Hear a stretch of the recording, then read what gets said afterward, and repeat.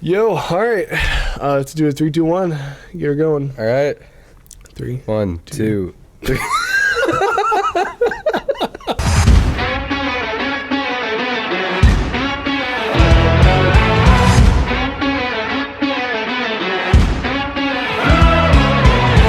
But I mean, people have these tough questions about theology. Can man choose salvation, If God's so good, why does he let bad things happen? Why should I want to get to heaven? or does God predestine salvation for man? I want to know the truth. I want to seek the truth out. I want to seek through Scripture and find God's truth.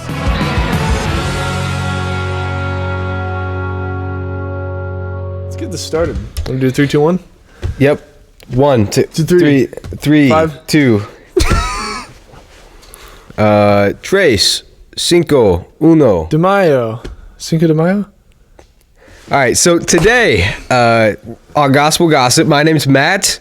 What's up? I'm Aidan. Again, that is still my name. Nice to meet you. Nice to meet you too. Well, in case any viewers are tuning in on the third episode, so today we will be talking about the resurrection. Is there any proof of it? Because the resurrection is the central aspect of the Bible. It's the central most important thing for Christians. It's also probably the biggest event in history. Yeah. The most popular event in history. Oh, yeah. Yeah. So last time, what did we talk about last time? Last time we talked about archaeology, the proof of the Bible Right. through archaeological evidences and finds. We had Harper on, which was super Walt cool. Harper. Dude, We got him on here before he's like world famous. he's so cool. He's about to be. Special thanks to Walt Harper. Oh, He's just a man after the Lord's own heart. I love that guy. For real. Lives to serve. I mean, he's doing all that for God's glory. He is. You can see that through. I mean, just how he talks about archaeology. It's never like, oh, our find, we found it. Yeah. It's Yeah. He says this is the kingdom's find. yeah, man. No, he's crazy. I love that guy. He's cool, y'all. But yeah, so today we'll be talking about the proof of the resurrection. But to get there, we're gonna first so to get there, we're gonna first talk about, if he were to be resurrected, first Jesus would have to die, right? Yeah. So we're talking about what led up to his death, and they're gonna talk about some aspects of the burial, and then we're really gonna hammer it home with just a lot of details. And most of the conversation today is gonna be on the resurrection. Did it happen? Yeah. What's the proof? What do other people say about it? Yeah. Amen. So I have like 3 sources I'm using. I'm using my own notes, using the Bible, using this book. I don't have enough faith to be an atheist. There's some stuff in here I'm going to pull, and then there's some stuff from a nurse of 25 years I have on my computer I'm going to be talking about. So I'm just going to go ham with these resources. Yeah, some medical stuff. Oh, Going gotcha. ham. Dude, we are going ham. Dude, okay, something I've been thinking about recently. I'm going to take us a little bit off base real quick. So going ham, on that topic, Noah, after the flood, his son Ham, Noah got hammered. Dude was sloshed, right? Dude, he was drunk. Did get hammered, yeah. And then Ham saw. Ham was the one who saw him? Yeah, Ham saw his father's nakedness. Yep. And I mean, there's some debate over what that actually means, but either way, this was just a terrible thing that Ham did to his father. The way he went about it, his actions in that, and Ham was called the lowest of the low. You will, cursed are you, Ham, right? Mm-hmm. And now in these cultures, with unclean animals, Yeah. like with Islamic culture, even with Jewish culture, pigs are seen as like one of the lowest, most unclean animals, and a nickname for them is ham. I don't know. I didn't know if that was a cultural coincidence or not, but I thought that was cool. I mean, but I thought that was cool. Okay, mocking me, Dude, honestly, I bet we could find a connection there somewhere. Yeah, dude. Yeah, Dude, for real though. But I think what we want to start out with is kind of these arguments against the resurrection, or maybe there's a lot of theories, but there's like 4. We got 4 main theories that people hold nowadays with the resurrection of Jesus. So I think we want to cover those first, cover kind of the basis, and then get into scriptural evidence. Right. And that's perfect. Yeah. So first, how did we get there? How did he get to that point of even dying? This guy with that really had no crimes against him. Yep. Why was he killed? And what did that look like?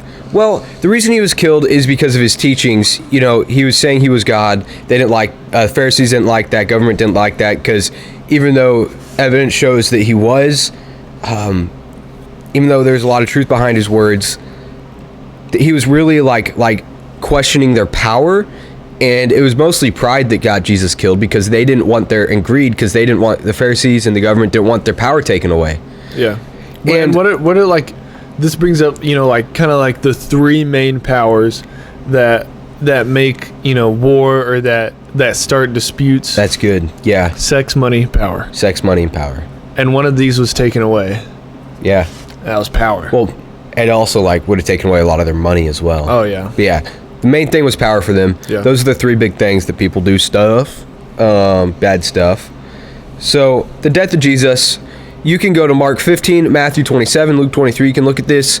I was mainly comparing Luke and Mark together, just because Luke gives some more medical terminology, and Mark is just really right there in your face about it. And so I'm going to walk you through real quick what Jesus went through. And keep in mind when I'm talking about this, Jesus was a real person. That's what's up for debate here is the resurrection. That's what people debate about. Did it happen? What's not up for debate is if Jesus was a real person and if he actually died. He was. We have historical documents about that. We have it in the Roman writing, like in their history books. We have Josephus, Tacitus, all these other extra biblical secular sources. Yeah. They all agree on this. This is not up for debate. Jesus was a real person, real human. As a Christian, he was fully man and fully God, but he was fully man. He felt all of this. He felt all this pain, all this grief that I'm about to talk about. He went through this. He did die. He did die through a Roman crucifixion. Yep. So, how did this happen? Quick timeline. First, Jesus is arrested at the Garden of Gethsemane. Now, the Garden of Gethsemane is to the east of the city of Jerusalem, where Jesus ended up being crucified. And it's about 3 miles away from Jerusalem, at the foot of the Mount of Olives. And then he was flogged. At first, when I heard this word, I thought it was like when they throw tomatoes at you and you're put in like this wooden thing. That is not what flogging was. Nope. I wish that's what he went through. I wish the red that painted his body was tomato juice. No, it was his blood, because flogging is really when you have this whip. It's no normal whip. It has like 7 ends on it, and each of those forked tails have like pieces of metal, pieces of sharp, rugged metal, nails, broken pieces of pottery and glass, all embedded into the end of this whip. And when they would go to whip you, and when I'm talking about this stuff, maybe you can maybe put a loved one. Think about maybe someone that's close to you. Just put an actual person here, because when we talk about Jesus going through this, we kind of downplay what he actually went through. So I mean, it's also called a cat with 9 tails. I think that's what. Okay, yeah. It would have metal, you know, glass, bones, pieces of bone, just random pieces of anything that would kind cut of you. Rip and tear. They wanted it to rip and tear. Yeah, when it hit your flesh and then they pulled it back towards them, it would pull flesh, muscle, and make you bleed profusely right off your body. And that's just with one hit. When they brought it back, it was only to hit you again. And it was believed that, and they whipped Jesus 39 times. That is 40. I think 40 whips they knew killed a man. It was they did more. They did more than what they were. Really? Yep. Okay. Either way, these Roman soldiers were professional torturers, and they knew how to make Jesus feel every ounce of pain without actually killing him. They were professionals. So, yeah, did you find something there? Yeah, I'm trying to see. Okay. How many times they... So, yeah, he was flogged, and... So, yeah, the nurse I was talking about, Amy Blossom, who has been a nurse for over 25 years, I pulled a quote from her about Jesus' flogging initially, because this is one of the most gruesome acts that someone can go through. And here's the quote. This initial beating alone was enough to cause hypovolemic shock. Hypovolemic shock occurs when there's a loss of approximately 20% or more of the body's blood supply. This blood loss depletes oxygen to the body because the heart is prevented from pumping more blood, which contains the oxygen needed. Hypovolemic shock causes nausea, dizziness, profuse sweating, confusion, and loss of consciousness. on top of all of the pain and all of the gruesomeness that this beating already gives him. After the flogging, this was just to start things off. This was just to kick things off. See, being nailed to the cross wasn't the worst thing that Jesus went through. Afterwards, the Roman soldiers then forced a crown of thorns onto Jesus. These rugged, sharp thorns digging into his flesh, into his head, and it would cause blood to run down into his eyes to cause burning. And then they humiliated him. No matter what worldview you're from, Jesus was then humiliated. A man who's only done good was put down like this. The soldiers covered him with a purple robe, because the purple would mean royalty, and they were kind of, hey, look, this is the King of the Jews. And they mocked him by saying, hail the King of the Jews. Yeah. And then they beat him again. You can see this in Mark 15:18. They hit Jesus on the head with a reed, and then spit on him, and humiliated him beyond belief. And no matter what worldview you're from, this is just wrong. A man who has lived a life with this is horrific. But as a Christian, this is the creator of the universe who is put in a place like this under his creation. And after 15 whips with the flogging, he didn't stop. He could have stopped that. He didn't. He chose to go through that all the way up to, how many was it? I actually can't find it, so. However many whips, 39, 40, above 40, he went through that. I think it was 39. Okay, yeah. And then he didn't choose to stop that there. After the humiliation, the creator of the universe being humiliated like that, he didn't choose to say anything. He still went through that. And this is crazy to think about. And then he was forced to carry his own cross. It was the beam of the cross. Yeah. And to the place where his ensuing death was. I mean, that's crazy. Dig your own grave. The Romans chose the busiest street in Jerusalem to drag him through and to make him walk through with this. And maybe it was the same crowd shouting Hosanna before, but either way, there were people shouting, crucify him, crucify him. There's talk whether the Pharisees paid them or threatened them off to say this. Either way, this is wrong. Jesus was betrayed. We know about Judas being paid off with 30 pieces of silver, but also Peter. Peter wasn't paid with money. He just betrayed Jesus flat out 3 times. And Peter was seen as the leader of the church, leader of the apostles, and he still betrayed Jesus like this. And then Jesus was even betrayed by all the towns that he had helped, all the people he had ministered to. Nobody was standing up for him at this time. And I'm sure they were in that crowd. I'm sure there were people in that crowd with the thought of, hey, that's Jesus. What's going on? This is wrong. That's Jesus. He's been helping us. Yet their actions didn't show that. They just went along with the crowd. Yet the crowd was the one, who said crucify. Yeah, they were betraying him flat out. And yeah, Judas, Peter, all the towns, and then I'll finish it off by reading this description from this lady. Let me grab my computer here. This is from Amy Blossom still. She just goes into such good detail. I didn't want to paraphrase this or take it out of her words because this is very good. It's not good. It's actually very bad, but she says it very well. So when Jesus was put onto the cross, the nails were driven into his wrists and pierced the main nerve running through the arm, which Jesus would push up to breathe. Because the way you would be there, if you let your own body weight pull you down, then your lungs would be messed up. There would be fluid getting into your lungs, and you just couldn't breathe. So you had to. It would stretch your lungs, I'm pretty sure, and then fill it with fluid. So you had to push yourself up. Air, yeah, you had to push yourself. So up. Before Jesus was put on the cross, he was nailed to this vertical beam that would be nailed to the horizontal beam, would be nailed to the vertical beam. So first he was nailed to this horizontal one on the ground. There was already standing and then this other one was already standing in the ground. And then he was nailed to this one while it's still flat on the ground. With his wrist nailed to the horizontal beam, the beam was lifted and then hammered into the vertical beam. When this happened, his feet were still not nailed. He still didn't have this point of contact to hold himself up.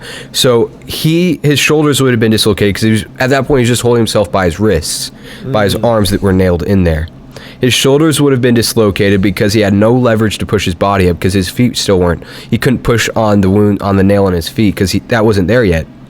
The weight of his hanging body, once it was raised, would have pulled his shoulders out of socket. The result of this was that his arms would extend at least 6 inches beyond their normal span of reach. Keep in mind, this is a real person going through this. Maybe think of someone you know going through something like this. This is horrific. Anybody going through this. We can read we could put this in a modern day text and be like, oh, this maybe was a Christian or just someone, being tortured by terrorists overseas or something. Either way, this is horrific. With his shoulders dislocated, his body hung in a slumped position, which forced his chest cavity to protrude. An extended chest cavity allowed Jesus to inhale, but exhaling was nearly impossible. The inability to exhale caused an increase in carbon dioxide through the body. Increased carbon dioxide puts the body into acidosis, which leads to the failure of the central nervous system, among other things. And there's one other quote here I wanted to read. I'm going to skip some of this. So, these things did not happen in sequence. All of these happened at once, giving Jesus no time to prepare for all this. Every single bodily response to the crucifixion happened at the same time. The combined effect of all these things happening to the body at once is beyond comprehension. The pain and suffering are indescribable with words. This is crazy. Mm-hmm. Whether you're a Christian or not, this happened to a real person. Mm-hmm. That is not up for dispute. This actually happened. Mm-hmm. And while he was on the cross, we can go into the swoon theory. Some people think he didn't die, but why did God choose to do it this way? He's the ruler and he's the creator of the most powerful being in the universe. Why didn't he just decide to make it right? Why didn't he just decide to stop it? Who makes the rules? Who follows the rules? God is fully just. Must he play by the rules? Well, he's fully just, and he's also fully loving. He knew that this was the only way. Yep.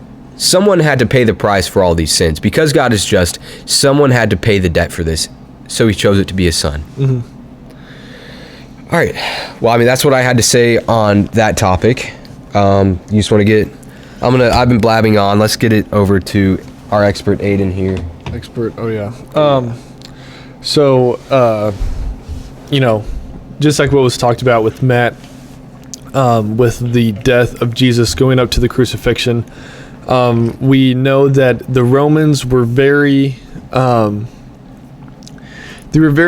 experienced. They knew what they were doing with crucifixion. They knew they were experts of torture, I think is what is kind of how they're described. They were experts in that.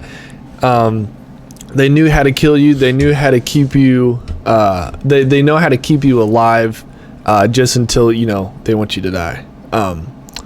But we'll get on to the theories with the death of Jesus and the resurrection, because not a lot of people believe okay, Jesus was a real guy, but what really happened? Did he really rise from the dead? Was he truly dead, or was he even dead? Was it just kind of a comatose comatose state? So we have four main theories. We have the swoon theory, we have the no burial, we have the mass hallucination, and we have the stolen body. You want to start off just on the cross itself? You want to start off with swoon? Yeah, let's. I'll let you. Yeah. So the swoon theory, what it is that it's the belief that Jesus didn't truly die on the cross.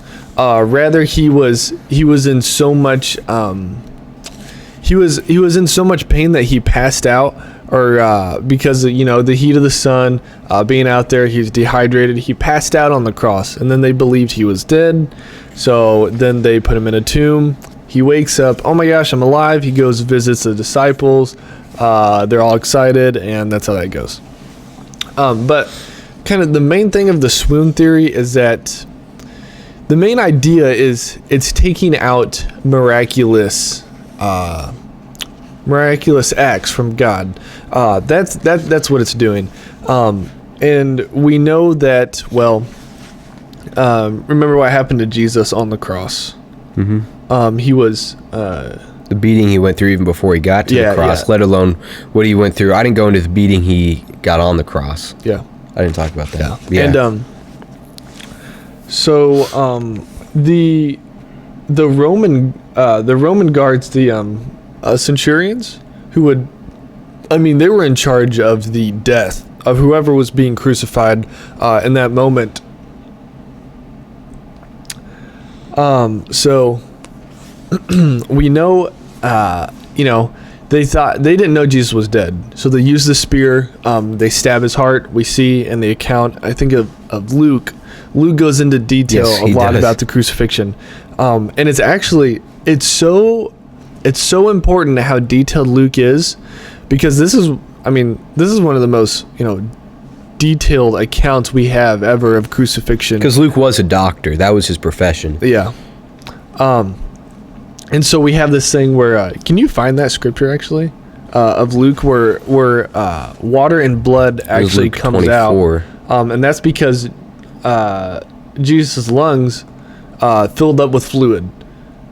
And so when they stabbed him, he was already dead, but they stabbed his heart with the spear to make sure he was dead. That was the thing where Romans, the Roman centurions, they had to make sure that these people were dead. They were in charge of that. They knew you were dead. They were very experienced. They were very well educated in that, and they were very worried, because if you were not dead, they would be killed for it, because that was their job. So swoon theory takes out this miraculous thing of Jesus really rising from the dead, actually being dead, and then rising. It's more of kind of natural events. He passed out and then was awakened from the cool of the tomb. So the no burial theory. This was. Yeah. Go ahead. Oh, did you find it? Oh, no, I didn't. I was going to say, we know that on the cross, that whoever was on the cross must have died, because, just where I've been through, they could have broken his legs, right? Yep. Like did you talk about that? They broke the two thieves' legs. No, I actually didn't. Because when you break your legs, you can't push yourself up, like we talked about, Then so you would eventually suffocate. So you would suffocate. Yeah. They didn't break Jesus' legs to make sure he was dead, because they knew for a fact that whoever was on the cross was dead. Yeah. And that was actually a fulfillment of A prophecy. That's pretty cool. I think Isaiah, not a bone in his body would be broken, because he was already dead. And that, oh my gosh, I did research on that. Mm-hmm. Just breaking the leg. They broke your shin bones. That's painful. And they said they would use the spear that they used to spear Jesus to make sure he was dead. They would actually just hit you with that on the shin bone. And what is that? What is that bone called? Your tibia, fibia. Yeah, yep. Both of those are there. Tibia and fibia. They say it would take up to 30 minutes, just hitting it until it would break, and then you would suffocate. Yeah. So it wasn't like, pull out this big hammer, one hit. Yeah. It was literally just, I'm gonna hit this thing until it breaks, because that's one of the strongest bones. And if that in your spear body. breaks, then get another one. A bunch of spears there, a bunch of soldiers. Yeah. And this thing, the soldiers, like we've talked about, they're professionals. They would have known that Jesus was dead. Yeah. Do you think, and they probably would have been killed if they got it wrong. Oh, he was actually in a coma. they would have. Yeah. They've done this so many times. Mm-hmm. They would have been killed if they got it wrong. They would have made sure. And then, of course, he was pierced in the heart. Yes. Whoever was on the cross was dead. So I'd like to go into the theory, Dude, honestly, was it actually Jesus on the cross? Dude, yeah. And if I got pierced in the heart, I guess, put me in a refrigerator, I'll wake up, I'll be fine. Yeah. Apparently. And that, Yeah. I'll be okay. If they think Jesus rose from the dead, like the swoon theory says, I'd say that's a miracle in itself. Yeah. Like that, because he did. It's taking a miracle. If they think he wouldn't have died from that, that's a miracle. Yeah. Yeah. And we need to bring up, too, how there are no recordings of anyone surviving a crucifixion. We don't have anything. And that's how we know the Romans were experts in this. Yeah, this was their entire culture. Yep. And the difference in culture, we'll go back a little bit. It's a similar thing. Like King David's mighty men, those soldiers, you get some of the best martial artists today, they would be taken down in seconds by some of the mighty men. One mighty men versus three of the best martial artists today. Sorry, Chuck Norris probably would have lost. Oh, are you talking about like Roman? I'm just saying, in that culture, fighting was their entire language. Oh, yeah. People then, when they said they were a soldier, they were crazy good at what they did. Especially, they would have put the best of the best on the crucifixion. Dude, especially the Roman soldiers. Oh Yeah. my gosh. I was remember their doing thing. research on them in high school. Yeah. I'd feed them ash and stuff. I forgot why, but Yeah. Yeah. some weird stuff. But yeah, they were. Yeah. They were. So we know whoever was on the cross died for a fact. They would die. Was it really Jesus on the cross, though? Was it a body double? Ooh. Did you look at that? I did not. Is that a theory? That is one of the theories. Really? Yeah, it's in here. I mean, basically, just a quick answer, because it's not one of the biggest theories, but it was definitely Jesus on the cross. I mean, all of these witnesses, all the Roman soldiers, you think that they would have gotten it wrong? Again, those Roman soldiers would have been killed if they got it wrong. And then it's just some of the stuff that Jesus said on the cross. I mean, that stuff, and yeah, that was undoubtedly Jesus Christ of Nazareth on the cross. Yeah. Yeah, it wouldn't have been a body double because the Romans wouldn't have gotten it wrong. Yeah, they had a trial. They had the crowd saw them, saw him. Yeah, Herod he was saw him. drugged through the most, like I said, he was drugged through the most busiest street in the town. Yeah. So of course, if it wasn't him, a few people at least would have been like, "Hey, that's not Jesus." Yeah, but you know what? So before they recognized him, before they were like, "Yeah, this is Jesus, crucify him, crucify him." After he was beaten, they said he was unrecognizable. They couldn't even, you wouldn't have even known. That's how much he was beaten. Yeah. So, Yeah. but it was, And if that wasn't Jesus, yeah, because let's say he was unrecognizable, still the words he said, the way he spoke, people would have known. And if that wasn't Jesus, I mean, it's not like some crazy martyr would have gone through all that. They couldn't have gone through all that. And then the way that Jesus died, he chose the time of his death. That was, and it's still the Roman soldiers were with him 100 point of the way. So, well, he's unrecognizable after his beating. They probably just switched him out for another person that got beat by the Roman soldiers. First of all, why would the Roman soldiers, they would be the ones to switch him out, if anything. Yeah. Why would they do that? They would have been killed for it. And they were with him 100% of the way. Yep. From the arrest to his death. yes. There was no way he could have switched out. Yeah, from the Garden of Gethsemane.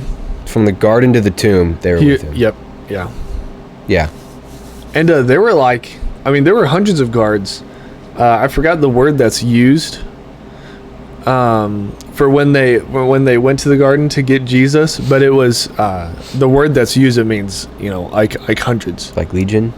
Nah, it's not legion, but Yeah, it was that's like really big. It's it, like it would have been 12,000. like a couple hundred guards. Yeah. They had. I mean, this wasn't just like, hey, we're going to go arrest Jesus. It's like, hey, we're finally arresting Jesus. This is the most influential guy right now in the world. Little they know he still is, but yeah, this was like big deal. They would have sent the best to go get this guy. Yeah. Because Peter would have cut off their ears. Yeah. But then he denied Jesus. The betrayal again, Peter went from cutting off ears to not even saying his name. That's crazy. Yeah. You want to go into the mass hallucination one, or do you have another one? Yeah, let's go there. Okay. Did they hallucinate? So next we have the mass hallucination theory. So this is just everyone who claimed to see the risen Lord Jesus was hallucinating out of the earnest desire to see Jesus alive again. So it was just this. They were so distraught because there are people, they experience the death of a loved one. This is like, they go kind of crazy. They don't really understand what's real, what's not. Yeah. And then they start just kind of questioning everything. They just believe everything. They seen stuff. I heard them, ghosts, whatever. But do you have anything on that before I? Yeah, with the hallucination again, if they hallucinated seeing Jesus, a lot of people say, oh, well, because of their faith, and Jesus died because of all the faith and on fire they were, they were drawn to make this up. Even if they believed it, their faith made them believe it. And you might be able to, if that was the case, then they still wouldn't have died for it. It would have been the other way around. No, because they weren't in the nature to make this up because of their faith. They were in the nature to hide from the Jews because of their faith. Yeah. But because Jesus actually rose from the dead, they had this boldness to go and proclaim it. And while you may be able to say that about just the apostles hallucinating, what about the other 400 to 500 people that Jesus appeared to over the span of 40 days? Yeah. Yeah. You can't say that was a mass hallucination. This just doesn't happen. Yes. Yes, and with that, the disciples were not. What is it? I don't know. The disciples were not expecting Jesus to be back. There was no. They were in hiding. We have Luke 24, verse 3 and 4. But when they went in, they did not find the body of the Lord Jesus. While they were perplexed about this, behold, two men stood by them in dazzling apparel. And as they were frightened and bowed their faces to the ground, the men said to them, "Why do you seek the living among the dead? He is not here, he has risen. Remember how he told you while he was still in Galilee." So, I mean, Jesus told them he was going to rise again, but they were still so scared. And they didn't even... They were perplexed. They didn't even believe Jesus. They were confused. When he said Where's the body? Yeah. Yeah. They didn't even believe that he was going to rise from the dead. Yeah. So why would they hallucinate about Oh, again with the swoon theory.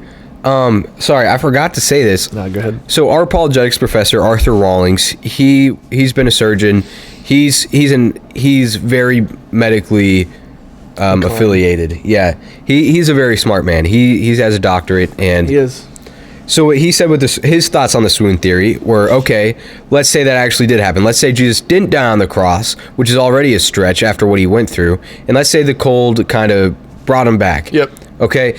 Jesus was like a mummy. He was wrapped in all these spices and wrappings. First of all, 140 pounds. yeah, 140 pounds of that stuff. First of all, he would have to break out of that after he'd already been beat, and after No 3 days water he was still. No food. starving. No, that's just not happening. And then after that, first he'd have to get out of that, and then after that he would have to roll that giant stone away, because they knew this was Jesus' tomb. They knew that they were going to try and come rob the tombs. Why they put 2 heavily trained, expert Roman soldiers there with a Wait, giant was it just tomb. 2 guards? Was it 2? Was it more? I thought it was more. Okay, But at even least if 2. it's just 2. Yeah, still, you wouldn't have gotten past them. I don't know why I had 2 in my head. Maybe it was, maybe it wasn't. But still, he would have had to get past the big stone and then get past the guards, all while being weak, all while being heavily wounded. He'd have to get past all these people. That's not happening. Yeah. And what were we just talking about? What theory did we go into? Mass hallucination. Right, we were getting the kind of tail end of that. What were you still saying about that?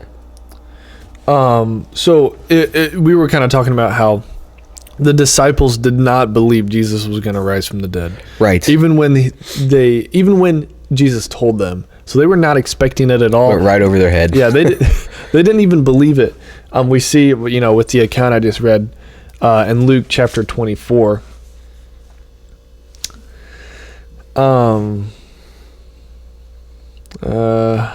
So what do the guards say happened? Because they're not silent about this. The guards? Yeah. So the guards, they were weren't they they were paid off by the Pharisees to lie to Herod, correct? I'm pretty sure, because so what I remember the guards saying was that, oh yeah, we fell asleep, and then the disciples came and stole the body. And then came and stole the body. Yep. Yeah. Well, first of all, there's 2 things I like to say about that. If the disciples stole the body, first of all, they would still had to get the stone away. Yep. But if the disciples stole the body, they would have had to get past the guards. Okay, well, they were sleeping.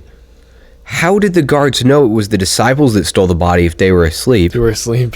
Also, if they were asleep and they let the disciples steal the body, and if they fell asleep on a job, especially the job of guarding the tomb of the most influential person that they just killed, Yeah. they would have been killed. I'm pretty sure they were killed. Yeah. So that doesn't add up. The disciples did not come and steal the body. And if they did steal the body, then they wouldn't have been proclaiming, and if they were lying about it, they would have been proclaiming and then eventually gone to their deaths over a lie. Yeah. That's just not human nature. They were humans. They weren't crazy. Yeah. Yeah. So that's what happened with the guards. Those guards, man. Good luck. Too bad for those guys. Yeah. Yeah, because then they went back. They told Herod, and they actually had them all executed. The guards there, Yeah. all of them executed. That's the funniest thing. Oh, we were asleep. The disciples came and stole it while we were sleeping. How do you know the disciples stole the body? How do you know it was the disciples if you were sleeping? Yeah. How do you know He didn't just get up and walk out if you were asleep. Well, he did. Did. Yeah. And the reason they fell asleep is because they were induced into it, right? Am I getting that wrong? Didn't it say like they just fell asleep when Jesus walked out? Oh, that was when the angel appeared. Yeah. Okay. They fell as if dead. Oh, I see. So, I guess they were asleep, but I don't know. I don't know if it was by their own power. Do we want to keep talking about that, or we can? I think we can move on. I think that's sufficient for that. We'll kind of tie everything back in together too. Yeah, we will when we go into the true evidence. Yep. Yeah, because I mean, it's really one thing to. I've noticed this in some of the debates I've had. Little bits. Yeah, it's one thing to have an argument with someone about the truth of something, and then you can just keep shooting down their argument with some of your own theories. That's one thing. It's another thing. I mean, you can't just say, no, that's not the case, so mine is right. No, you have to say, no, that's not the case, and here's why mine is right. Mm-hmm. So right now we're saying, okay, these other theories against the resurrection, that's not the case, and then we'll get into this is why, this is the truth. Yeah. Okay. Yeah, man. So now we're going to go on to the stolen body theory. Wait, we just talked about that. We did? Like if the disciples stole the body? What were you talking about? Yes. Yes. Okay. I missed one then. What is it? Oh, the no burial. The no burial theory. Oh, perfect. Yeah. So that would be the Jesus was not put in a Jewish tomb. He was not given a what is it, like the proper Jewish burial? Yeah, the proper burial. He was just thrown in. Why would that be? Why would that be? Because he was crucified. Oh, Roman crucifixion. Yep. So you don't think they would have allowed him to do that if it was Roman crucifixion? I mean, I can follow that train of thinking. Mm-hmm. Yeah. But if you guys remember what we talked about last week with our good friend Harper, we actually have evidence against Jewish people not getting a proper burial, even in crucifixion, because of that discovered heel bone, the heel bone that had the nail in it. The crucified heel bone. Yeah. That bone was found in a Jewish box in a Jewish tomb. So this man, I think he was around 30 years old or so. I think that's right. He was anyway. That's not the point. He was given a proper burial, even though he was crucified. So we have evidence that Jesus most likely was given a proper burial. And especially an influential person like that. They already killed this Messiah of the Jews, this big figure of their culture. Yep. For those that did believe in him. You would think that just to avoid, some nasty politics, some nasty lashback of what they've already done, there's like, okay, we killed your guy. Here, now you give him a proper. We'll let you have this at least. Yeah. But also, I mean, the Romans recorded as well. I mean, you would think that if Jesus wasn't buried, then they wouldn't have posted 2 guards. I mean, yeah, or not 2, any guards. I don't know why I have 2 in my head, but yeah. I'm sorry, that's funny. Yeah. No, you're just gonna go to 2 for everything, I guess. I guess so. Yeah. Oh, hey, this is our 3rd episode, and on the 3rd day he rose from the dead, and we're talking about the resurrection. Ew, dude, give me a solid one. Oh, no, give me a good one. Dude. Okay, that was good. Nice. Dude, I didn't even think about that. That's funny. We'll get into that. Dude, chill. Yo, chill, dog. Okay. But yes, the no burial. We have evidence of Jewish people being crucified and still giving a proper burial. So that theory, even though, you could argue that evidence for it is pretty much non-existent. Yeah. Government, politics, culture, all argue against it. Eyewitnesses from the disciples, other Jewish people. Extra biblical sources. Yep. We have even the Roman guards who were there. Mm-hmm. Herod had them. They all record this. Yep. It's recorded. They do. Right. We did the mass hallucination. We did the stolen body. So. Oh, this is a good one. I don't want to hear it. Okay. So some people say the New Testament story is an embellishment, like it's kind of like fantasy writing. Yeah. But I mean, this is not the case. I mean, just to quickly touch on this, I'm not going to get super far into this. You're not? No, I mean, just because some people say this, it's not a huge one. Oh, yeah. I just wanted to find a quote. It's a really good one. Here we go.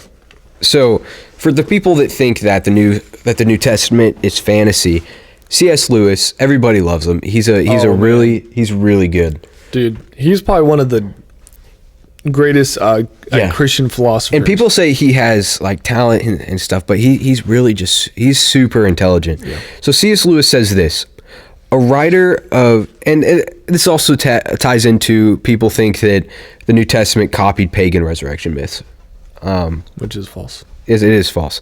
So C.S. Lewis says this: a writer of myths himself, C.S. Lewis, has commented that the New Testament stories do not show signs of being mythological. Here's the quote: all I am in private life is a literary critic and historian.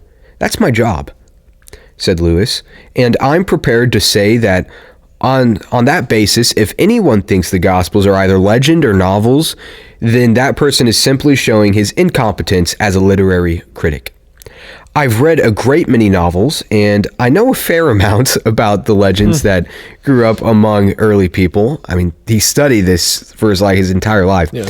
And I know perfectly well the Gospels are not that kind of stuff. They don't show this nature of writing. So, whether it's true or not, what the New Testament writers wrote, they wholeheartedly believed, at the very least. Yes. And so the first real parallel, just a quick note on this. Okay, they copied it. The first real parallel of dying and rising and a rising God does not appear until 150 AD, more than 100 years after the origin of Christianity. So if there was any influence of one or the other, it was the influence of the historical event of the New Testament on mythology, not the reverse. Yeah. And the only account, there is an account that does supersede, like it does go before the New Testament account, and this was Osiris, the Egyptian death of Osiris, and then him raising from the dead. Mm-hmm. But this isn't really a parallel, because he was cut into 14 pieces, scattered around Egypt, and reassembled, brought back to life by the goddess Isis. However, Osiris, he didn't actually come back. He was like a shadow of his former self. And that's what Harper talked about. He did talk about that. And the study he did with the mythological. Yeah, Walt Harper studied this as well. Yeah. It was that was one of his thesis, wasn't it? Yeah. Yeah. So, and we talked about that last episode as well. Does the Bible itself take influence from this stuff? No, it doesn't. It's just not what the evidence shows. Well, and remember what Rollins was telling us about the resurrection of Jesus, the resurrection of Jesus being in the flesh, still being himself. That was if you're trying to make a new religion, that's not how you do that. Because to the Greeks, to the Romans, that was a very kind of, what do you call it?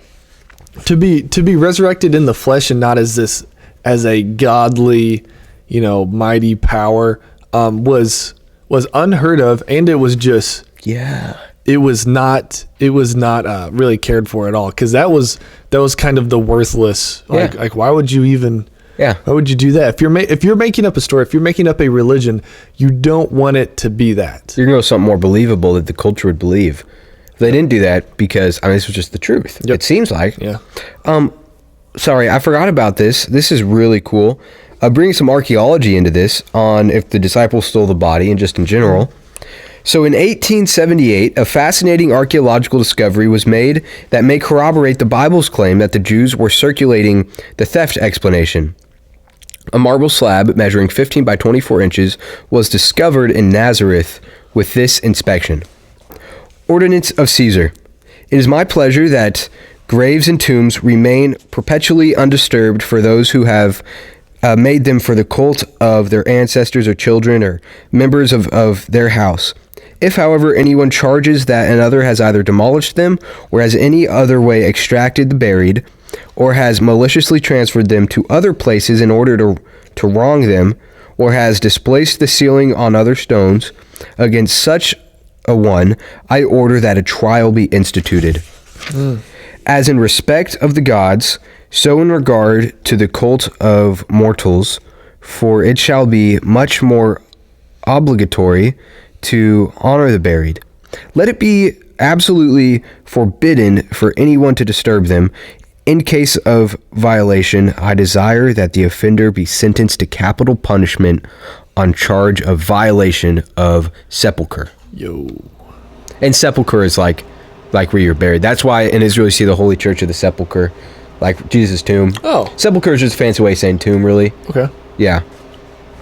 I mean, scholars believe that this was issued by Tiberius or Claudius.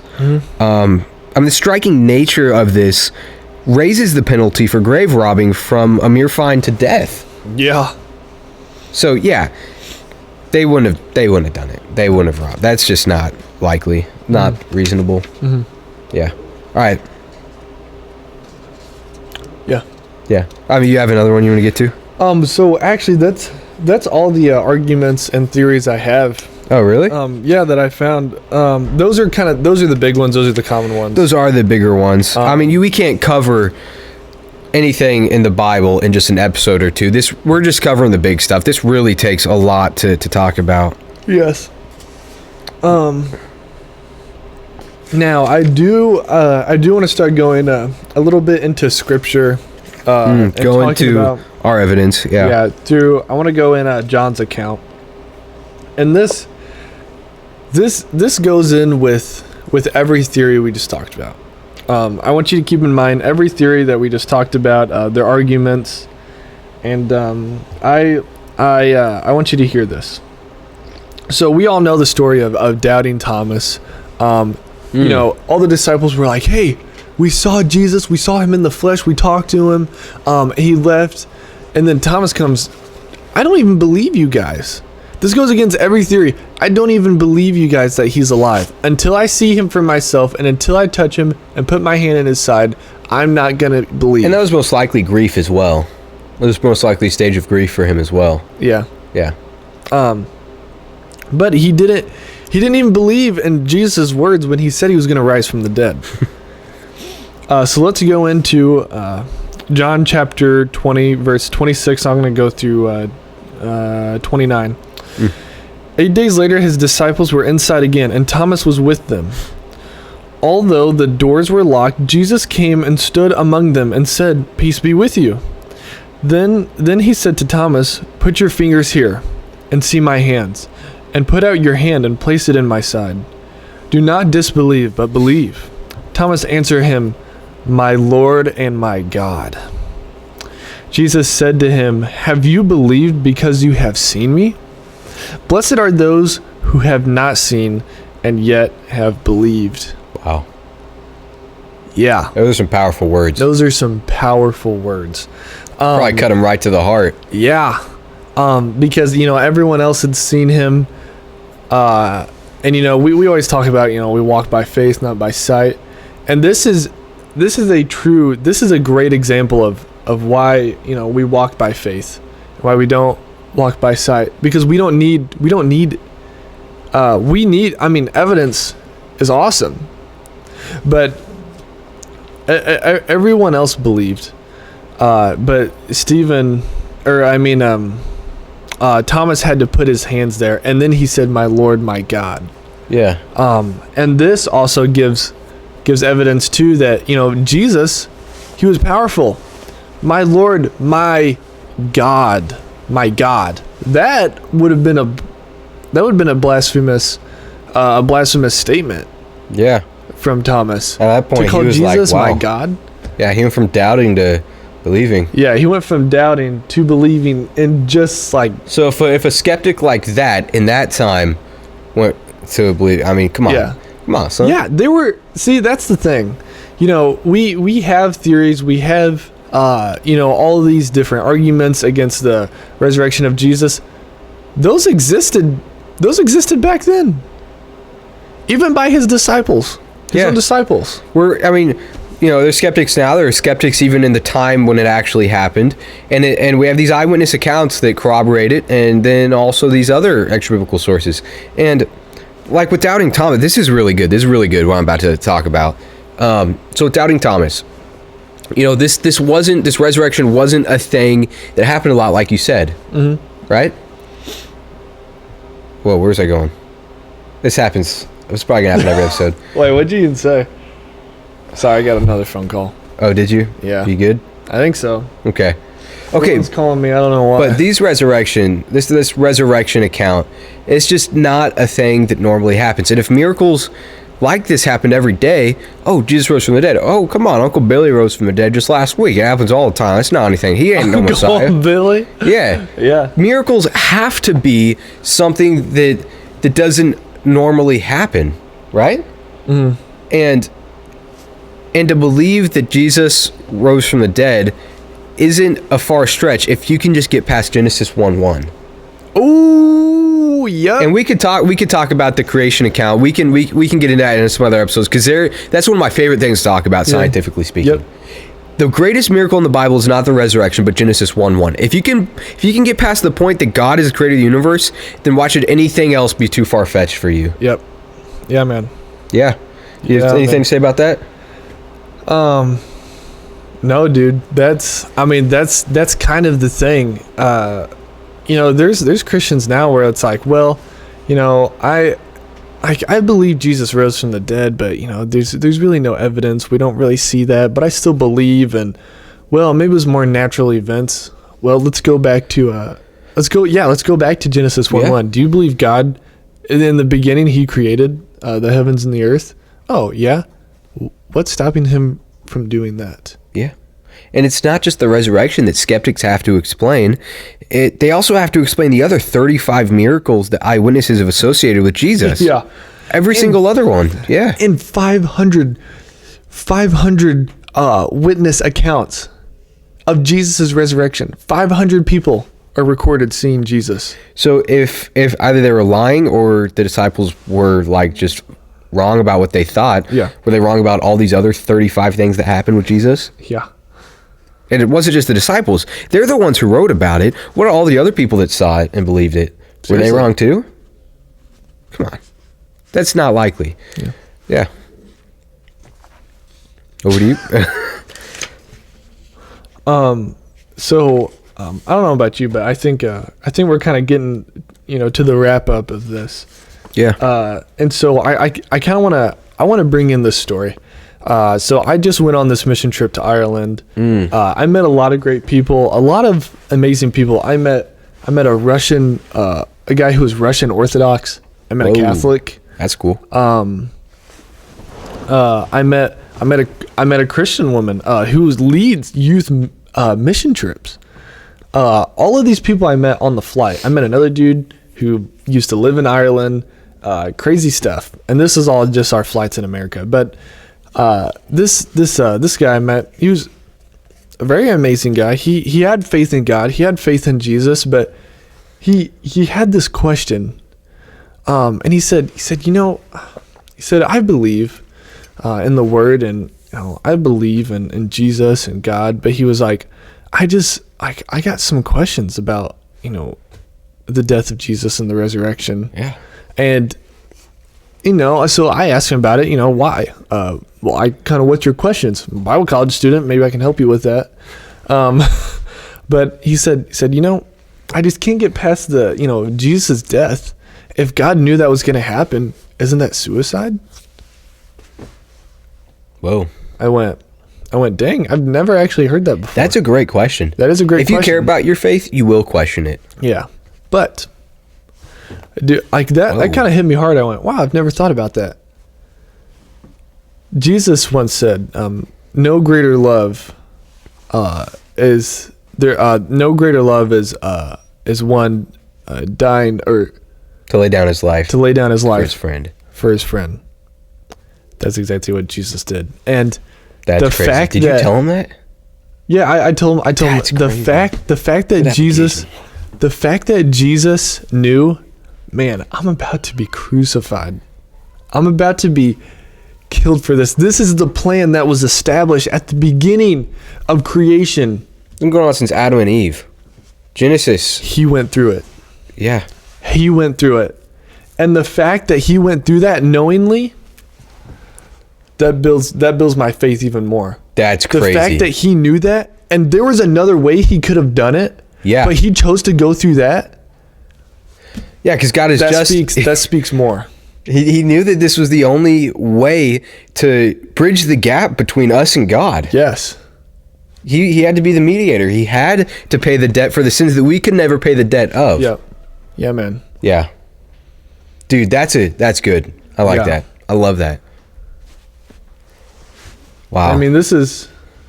Sorry, our sponsor just walked in, so we gotta act. we a little bit better. got tighten up. Yeah. My buttons. Okay. So, anyway, as we were saying, Yeah. but man, I don't even want to talk. They're staring at us. Oh man. Yeah, but that's great. Because I mean, sorry. go ahead. Yo. Dude. Here, 3, 2, 1. All right. Go. 1, 2, 3, 2. Oh. All right. Because Jesus had such great love to die for us in that way, Knowingly. like knowingly. Tell me one person that was, that was there not wanting Jesus to be crucified in that moment. Like was there a friend there watching him? He was being spit on the whole And no entire other. time. Okay, come on. The Bible takes from other religions. This isn't just some religion. No other religion has the God of the religion giving their life in this sense to be with their creation. Yeah, for worthless. That doesn't happen. This is true love. It's crazy. Mm-hmm. And this God had this plan since the beginning. Since Adam and Eve sinned, he already had this plan in motion. Yeah. How can I fix this? Mm-hmm.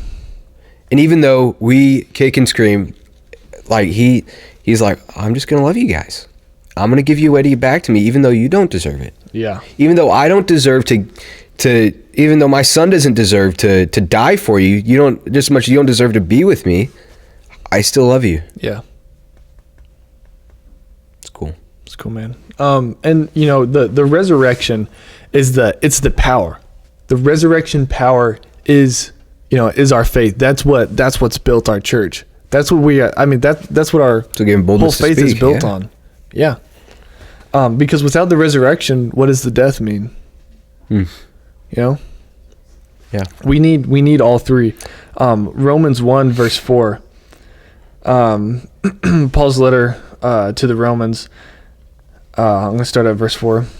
And was declared to be the Son of God in power according to the Spirit of holiness by his resurrection from the dead, Jesus Christ our Lord. By the resurrection, he is Lord. Yeah, if Jesus died, okay, we know he did. That's not up for debate. Jesus Christ was a real person who went through Roman crucifixion. Yeah. If he didn't rise from the dead, I mean, we're all just fools and we're wasting our life. Yeah. Things are meaningless. 1 Corinthians chapter 12 verse 3. Therefore, I want you to understand that no one speaking in the Spirit of God ever says Jesus is a curse, and no one can say Jesus is Lord except in the Holy Spirit. We can go back to Romans 10:9. And Paul's the same one that says what I just said. Life is meaningless if Jesus didn't raise from the dead. Yeah, dude. We're all just meat sacks walking around. Meat sacks. Meat sacks. Yeah. Finding a good verse. Yeah. Because if you confess with your mouth that Jesus is Lord and believe in your heart that God raised him from the dead, you will be saved. God raised him from the dead. No longer life is meaningless. Yeah. That's our faith, man. Yeah. This is what we're built on. It's the resurrection. Power of the resurrection. We can provide all this proof. We're not just talking about, if this is true, then we're not just talking about the God of history. We're talking about not just history, but the reality that God is real. He's still around, and he wants to be with us. Yeah. Yeah, we call him Lord because he conquered death. He That's died. what He died to kill death. Yeah. Ooh. Oh, yo. Put that on a t-shirt. I just heard this in a Sorry. I just heard this in a song, and dude, honestly, hit me pretty hard. This line in the song, "Humanity covered by majesty." What? That's pretty cool. all because of the death, burial, and resurrection. We call him Lord, and we call him Savior. He went because through of this that. gruesome pain Yeah. that we've described Yeah. and that we have shown proof for Yeah. And hey, for us. if you don't take our word for it, you can talk to the eyewitness accounts. The hundreds. Yeah, man. Yeah. Yeah. Cool. I think that wraps it up, dude. I think so too. That was sorry, kind of started getting into it a little bit. It was but- really good. Yeah, really good. you can't help but get emotional talking about stuff like this. dude, for real. Even just reading about it, I was getting a little teary-eyed when I was putting together the painful description. I left it a little PG for us. I didn't get too much into it, but it's difficult to talk about. Yeah. It's difficult to research. Yeah, Because it and, happened. Yeah, and so we want to challenge you guys. Hey, go read the Gospels. Go read these eyewitness accounts for yourself. Search it for yourself. See if you trust them. See if you believe them. But we want to kind of open you guys up to that. Yeah. We want you guys to seek it out for yourself, for sure. Cool. Yeah. Thanks, man. Hey, thank you, bro. All right, bro. See you guys next week. Peace out.